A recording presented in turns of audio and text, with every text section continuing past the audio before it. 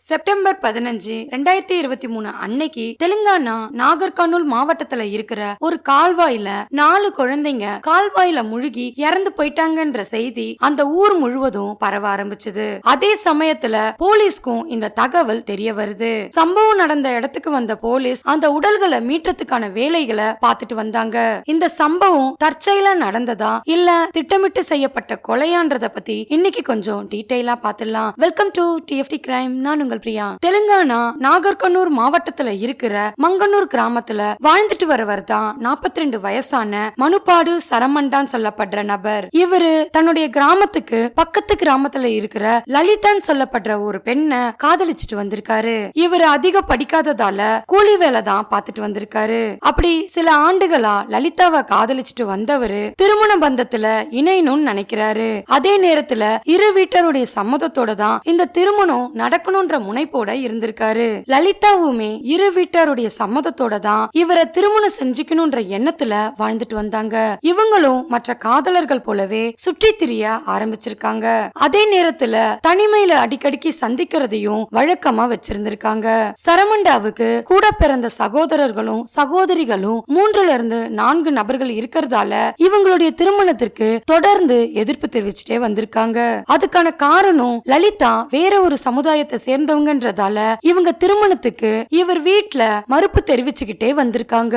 ஒரு காலகட்டத்துக்கு மேல இவரு லலிதாவை திருமணம் செஞ்சுக்கிறதுக்காக தன்னுடைய குடும்பத்தார்கிட்ட அதிகப்படியான அழுத்தத்தை கொடுத்திருக்காரு. அந்த நேரத்துல சரமண்டாவுடைய சகோதரர்களும் பெற்றோர்களும் அதுக்கு மறுப்பு தெரிவிக்காம திருமணத்துக்கு சம்மதம் தெரிவிச்சிருக்காங்க.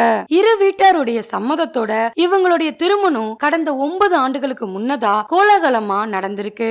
திருமணத்துக்கு பிறகு கணவன் மனைவி இருவருமே அன்பாவும் பாசமாவும் தான் வாழ்ந்துட்டு வந்திருக்காங்க. இந்த சூழல்ல தான் இந்த தம்பதிகளுக்கு கொஞ்சம் மாதங்கள்லயே ஒரு பெண் குழந்தை பிறந்திருக்கு. பெண் குழந்தை பிறந்ததுமே சரமண்டா தன்னோட கிராமத்துல இருந்து வெளியிடங்களுக்கு வேலைக்காக போக ஆரம்பிச்சாரு.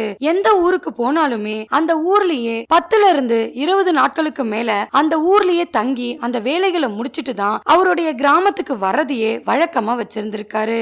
இப்படியே சில வருடங்கள்ல இந்த தம்பதிகளுக்கு அடுத்தடுத்து 2 பெண் குழந்தைகளும் பிறந்திருக்கு.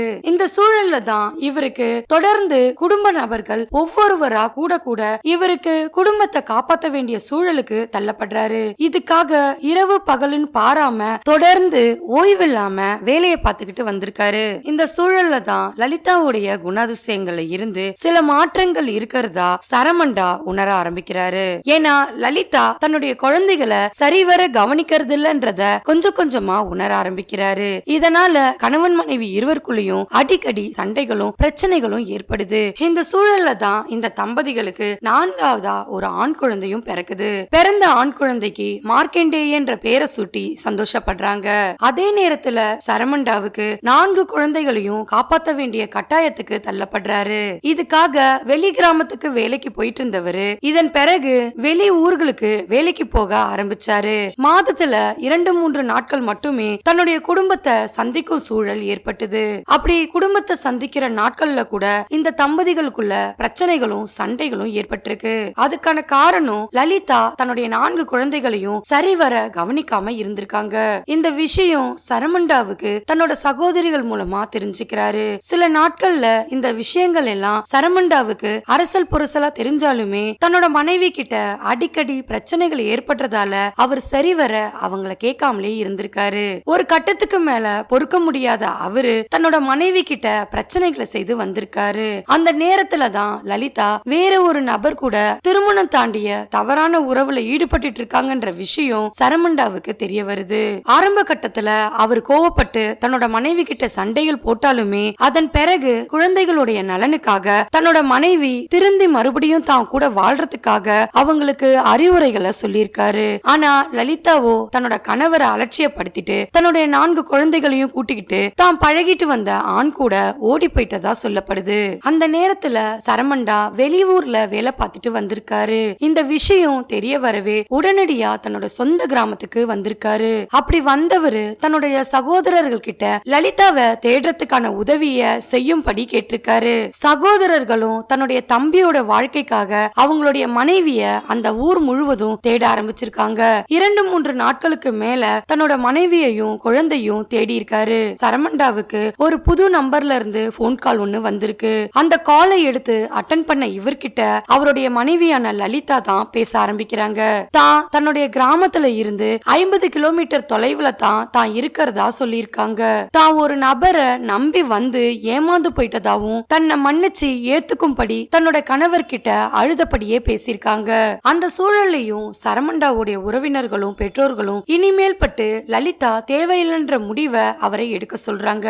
ஆனா சரமண்டாவோ தன்னோட 4 குழந்தைகளை பத்தின எதிர்காலத்தையே யோசிச்சிருக்காரு. இதுக்காக தன்னோட உறவினர்கள் கிட்டையும் பெற்றோர்கள் கிட்டையுமே தன்னுடைய குழந்தைகளுக்கு அம்மா தேவைன்றதாலேயாவது லலிதா கூட தான் தொடர்ந்து வாழ போறதா சொல்லியிருக்காரு. அவர் அப்படி சொன்னதும் மற்றவர்களும் குழந்தைகளுடைய நலனை கருதி அமைதியாவே இருந்திருக்காங்க.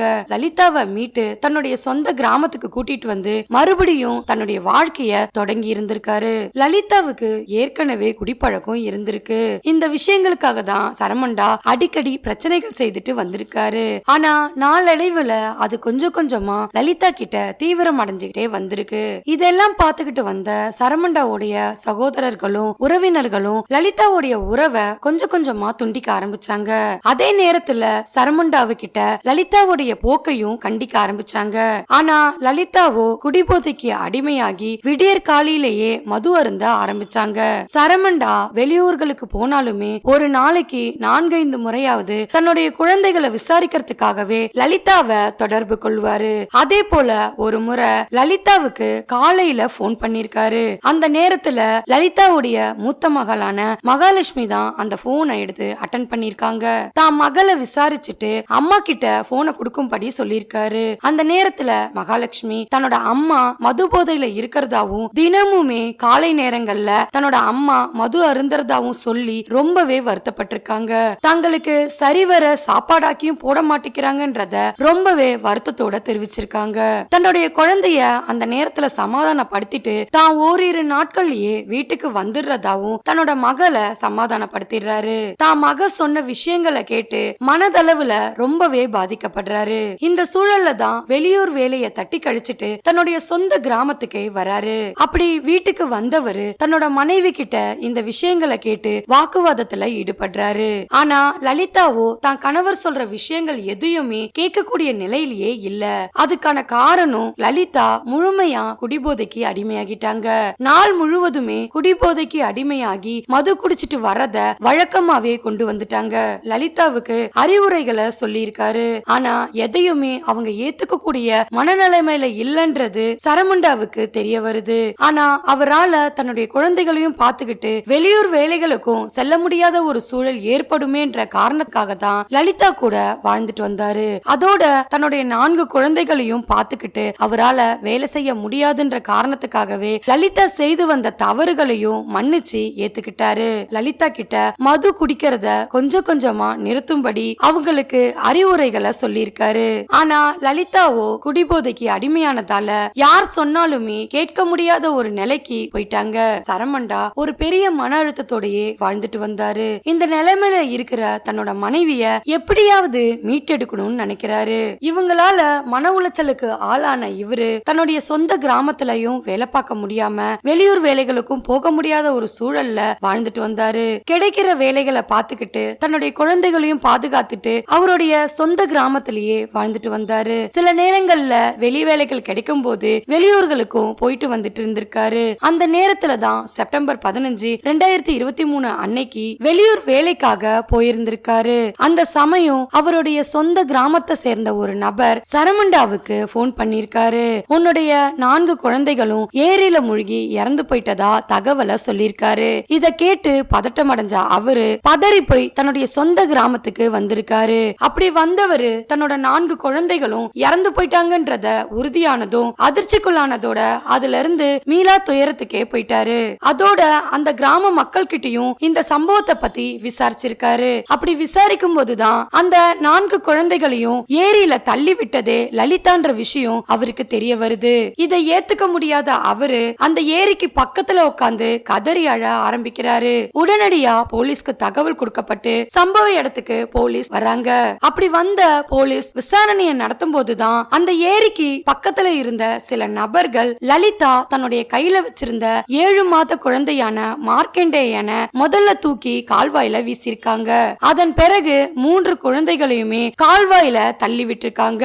அதுல இருந்து தப்பிக்கணும்னு நினைச்ச 8 வயது மகளான மகாலட்சுமிய மறுபடியுமே நீர்ல மூழ்கடிச்சிருக்காங்க. இந்த சம்பவங்கள் எல்லாத்தையும் தூரத்துல இருந்து பார்த்த சில நபர்கள் அந்த இடத்தை விட்டுட்டு அந்த குழந்தைகளை காப்பாத்துறதுக்காக ஓடி வராங்க. ஆனா சில நிமிடங்கள்லயே கால்வாயில நீர்பெருக்கு அதிகமா இருந்ததால 4 குழந்தைகளையுமே நீர்ல அடிச்சிட்டு போனதா சொல்லியிருக்காங்க. அந்த நேரத்துல தூரத்துல இருந்து ஓடி வந்த சில நபர்கள் லலிதாவை பிடிச்சு காவல் நிலையத்துல ஒப்படைச்சிருக்காங்க. அந்த நேரத்திலையும் லலிதா மது போதையில இருந்து வந்ததா போலீஸ் தெரிவிச்சிருந்தாங்க. கால்வாய் நீர்ல மூழ்கி இறந்து போன குழந்தைகளை தேடுற பணிய போலீஸ் தொடர்ந்து செய்துட்டு வந்திருக்காங்க. அந்த சூழல்ல 3 பெண் குழந்தைகளுடைய சடலத்தை மட்டும்தான் போலீசால மீட்க முடிஞ்சது. 4வதா 7 மாத குழந்தையான மார்க்கண்டேயனுடைய உடல் கிடைக்காம போனதா சொல்லியிருக்காங்க. கிடைத்த 3 சடலங்களையும் அட்டாப்சிக்காக அனுப்பிட்டு தொடர்ந்து லலிதா கிட்ட விசாரணைய நடத்திட்டு வந்தாங்க. மறுபுறம் இந்த சம்பவம் அந்த கிராமம் மட்டும் இல்லாம சுற்றுவட்டார பகுதிகளில் காட்டுத்தீ போல பரவ ஆரம்பிச்சது. பிரேத பரிசோதனைக்கு பிறகு 3 உடல்களையுமே குடும்பத்தார் கிட்ட ஒப்படைச்சிருக்காங்க. குழந்தைகளுடைய உடலை நல்லடக்கம் செய்துட்டு சரமண்டாவோட குடும்பத்தினரும் அந்த கிராம மக்களுமே இருள்ல மூழ்கி போயிட்டாங்க. இந்த சம்பவத்தை கேள்விப்பட்ட அனைத்து தரப்பு மக்களுமே குழந்தைகளுடைய இறப்பு மனதளவுல ஏத்துக்க முடியாமலே இருந்திருக்கு. லலிதா கிட்ட போலீஸ் நடத்தப்பட்ட விசாரணையில தன்னோட கணவர் கிட்ட வாழ பிடிக்காததால தான் குழந்தைகளை கால்வாயில தள்ளிட்டு தானும் இறந்து போயிடணும்ன்ற முடிவுல இருந்ததாவும் சில நபர்கள் தன்னை அந்த நேரத்துல வந்து காப்பாத்திட்டதாவும் தெரிவிச்சிருந்தாங்க. மறுபுறம் சரமண்டாவுடைய சகோதரர்கிட்ட நடத்தப்பட்ட விசாரணையில 2 முறைகளுக்கு மேல லலிதா வெளிநபர்களை நம்பி வீட்டை விட்டு ஓடி போனதா தெரிவிச்சிருந்தாங்க. இப்பவும் லலிதாவுடைய சந்தோஷத்துக்கு இந்த குழந்தைகள் தடையா இருக்கிறதாலதான் கால்வாயில மூழ்கடிச்சு குழந்தைகளை சாகடிச்சதா சொல்லியிருக்காங்க. சரமண்டாவுக்கு 3 அண்ணன்மார்கள் இருக்காங்க. அந்த 3 நபர்களுக்குமே அவங்களுடைய அப்பா அம்மா சொத்துன்னு ஒரே ஒரு வீடு தான் இருந்திருக்கு. அந்த வீட்டையும் சரமண்டாவுக்கு 4 குழந்தைகள் இருக்கிறதால 3 அண்ணன் தம்பிகளும் 2 அக்காவுமே அந்த வீட்டை அவருக்கே விட்டு கொடுத்துட்டதாவும் சொல்லியிருக்காங்க. எல்லா விஷயங்களிலுமே இந்த 4 குழந்தைகளுக்காகத்தான் எங்க குடும்பத்தார் எல்லாரும் விட்டு கொடுத்து போனதா சொல்லியிருக்காங்க. லலிதா யாருடைய பேச்சையும் கேட்கக்கூடிய ஒரு நபர் கிடையாது. எல்லா விஷயங்களிலுமே தனிச்சையா முடிவெடுக்கக்கூடிய ஒரு நபரா தான் இருந்து வந்திருக்காங்க. தன்னோட கணவர் சொல் பேச்சையே அவங்க கேட்க மாட்டாங்கன்ற விஷயத்த ஒரு தனியார் தொலைக்காட்சி டிவி பேட்டியில சரமண்டாவோட அக்கா தெரிவிச்சிருந்தாங்க. குழந்தைகளுடைய இறப்புல இருந்தே தன்னோட தம்பி இன்னும் மீளா துயரத்துல இருக்கிறதா ரொம்ப வருத்தத்தோட தெரிவிச்சிருந்தாங்க. மறுபுறம் லலிதாவுடைய திருமணம் தாண்டிய உறவை தக்க வச்சுக்கிறதுக்காகவே 4 குழந்தைகளையும் நீர்ல மூழ்கடிச்சு சாவடிச்சதா குற்றச்சாட்டை வச்சிருக்காங்க. அதே சமயம் லலிதா மதுபோதைக்கு அடிமையாகி தான் என்ன செய்துகிட்டு இருக்கோன்றதே தெரியாத ஒரு மனநிலைக்கே போயிருக்காங்க. போலீஸ் லலிதாவுக்கு எதிரான சாட்சியங்களையும் ஆதாரங்களையும் சேகரிச்சிருக்காங்க. தற்சமயம் இந்த வழக்கு நிலுவையில இருக்கிறதால முழுமையான விசாரணைக்கு பிறகுதான் மற்ற தகவல் வெளியாகும் சொல்லியிருக்காங்க. சரமண்டாவுடைய குடும்பத்தாரும் உறவினர்களும் லலிதாவுக்கு அதிகபட்ச தண்டனை கிடைக்கணும்னு கோரிக்கையா எழுப்பியிருக்காங்க. இந்த வழக்கு பத்தின உங்களுடைய கருத்தை மறக்காம கமெண்ட்ல சொல்லுங்க. லைக் பண்ணுங்க, ஷேர் பண்ணுங்க. மறுபடியும் வேற ஒரு கேஸோட உங்களை சந்திக்கிறேன். தேங்க்யூ.